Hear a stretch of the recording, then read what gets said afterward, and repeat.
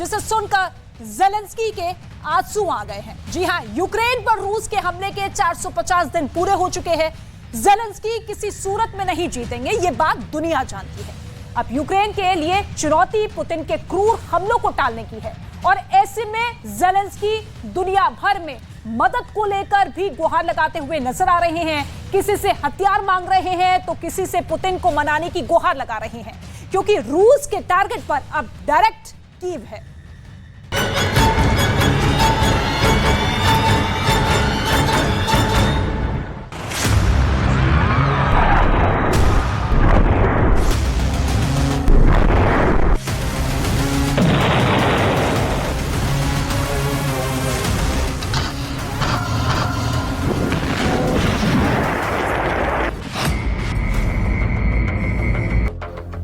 Ukraine की राजधानी Kyiv पर रूस का बेरहम कहर जारी है।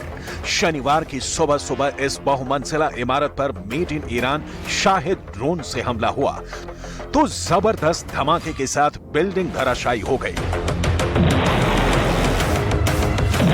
और फिर मंजर कुछ ऐसा सामने आया। यूक्रेन के दावे के मुताबिक इस महीने कीव पर रूस ने 11वीं बार एयर स्ट्राइक की है। हमला हर बार की तरह भीषण था, लेकिन यूक्रेन का दावा है कि उसने हमलावर के हर हथियार को नाकाम कर दिया।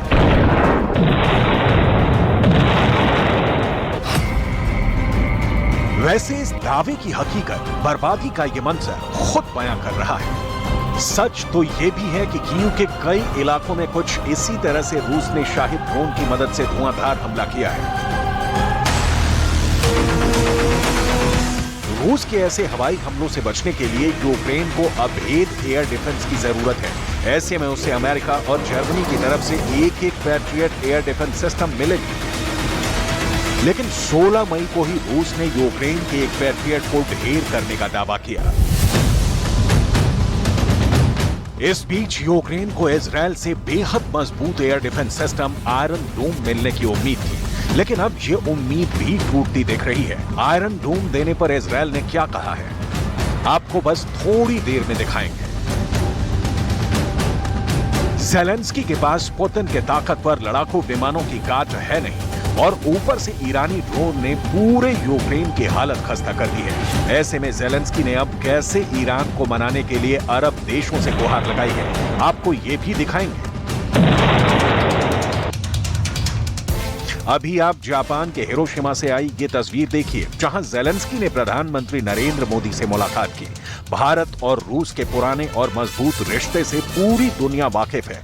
ऐसे में जाहिर है कि पहले की तरह अब की बार भी ज़ेलेंस्की ने पीएम मोदी से युद्ध विराम कराने की गुजारिश की होगी। ये बात भी पूरी दुनिया जानती है कि प्रधानमंत्री मोदी रूस और यूक्रेन के बारूदी शोर पर फुल स्टॉप लगाने और बातचीत की मेज पर विवाद सुलझाने की सलाह दे चुके हैं। जापान के हिरोशिमा में G7 की मीटिंग के बीच ज़ेलेंस्की दुनिया के तमाम नेताओं से मुलाकात कर रहे हैं।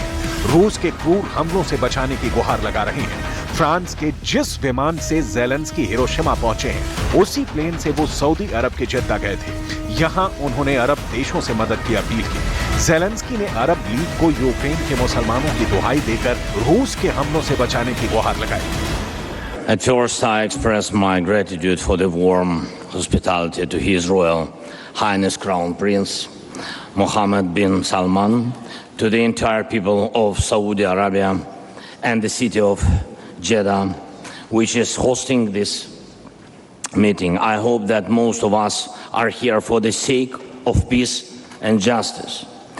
Dear participants of the summit, today is the 450th day of the full-scale war waged against us by Russian invaders. I'm also sure all your nations will understand the main call I want to leave here in Jeddah, a noble call to all of you to help protect our people, including Ukrainian Muslim community. Arab league की meeting में Zelensky को सबसे ज्यादा उम्मीद Saudi अरब के crown Prince Mohammad बिन सलमान से थी, जो पहले ही यूक्रेन और रूस में अमन की पैरोकारी कर चुके हैं। जद्दा की बैठक से यूक्रेन की कुछ उम्मीदें जवां जरूर हुई हैं, क्योंकि अरब लीग ने शांति और समाधान के लिए हर पक्ष से बात करने का भरोसा दिया है। دعوتنا لفخامة الرئيس زيلينسكي هي من باب سماع وجهة نظر جميع الأطراف، واتخذت الدول العربية منذ بداية هذه الأزمة موقف الحياد، وليس الحياد السلبي بل الحياد الإيجابي. كنا منخرطين في वैसे अरब लीग संघ मीटिंग में पर्दे के पीछे ज़ेलेंस्की का एजेंडा कुछ और रहा होगा। रूस made in Iran drone Shahid से यूक्रेन पर लगातार हमले कर रहा है। अभी हाल ही में सालों पुरानी दुश्मनी भुलाकर सऊदी अरब और ईरान दोस्त बन चुके हैं। ऐसे में मुमकिन है कि ज़ेलेंस्की और सऊदी क्राउन प्रिंस में ईरान के ड्रोन पर बात हुई हो। ज़ेलेंस्की के लिए ईरान के ड्रोन बड़ी मुसीबत बन चुके हैं। ऐसे में संभव ये भी है कि उन्होंने सऊदी क्राउन प्रिंस मोहम्मद बिन सलमान से ईरान को मनाने का जिम्मा सौंपा हो, ताकि तेहरान आगे और ड्रोन रूस ना भेजे। रूस पर पलटवार के लिए ज़ेलेंस्की नाटो समेत तमाम मददगार देशों से फाइटर जेट देने की गुजारिश करते करते थक चुके हैं, लेकिन एक लड़ाकू विमान भी अब तक नहीं मिला है।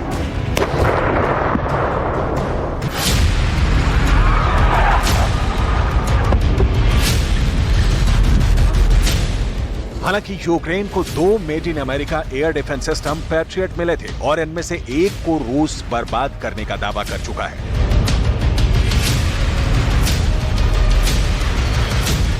जबकि यूक्रेन ने इसी डिफेंस सिस्टम से 16 मई को रूस के हाइपरसोनिक और परमाणु ताकत से लैस 6 किंजल मिसाइलों को मार गिराने का दावा किया था।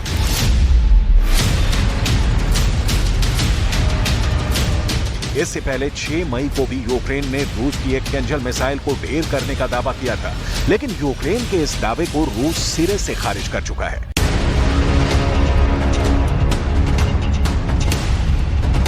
पुतिन के रक्षा मंत्री ने यूक्रेन के इस बड़बोलेपन को यह कहते हुए नकारा था कि रूस ने अब तक इतनी किंजल मिसाइलें इस्तेमाल ही नहीं की हैं, जितनी यूक्रेन मार गिराने के दावे कर रहा है।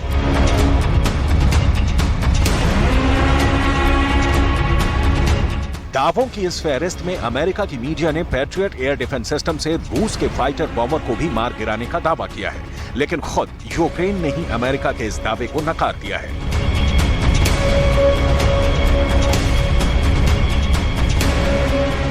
अमेरिका की मीडिया में जब यह खबर चली कि पैट्रियट ने रूस के फाइटर बॉम्बर को जमींदोज कर दिया है, तब रूस की एयरफोर्स के प्रवक्ता ने क्या कहा, उसे गौर से देखिएगा। ज़ेलेंस्की की वायुसेना के प्रवक्ता यूरी एहनाट ने कहा, हमने इसकी घोषणा नहीं की, हम जब भी कुछ मार गिराते हैं तो हम इसका ऐलान जरूर करते हैं।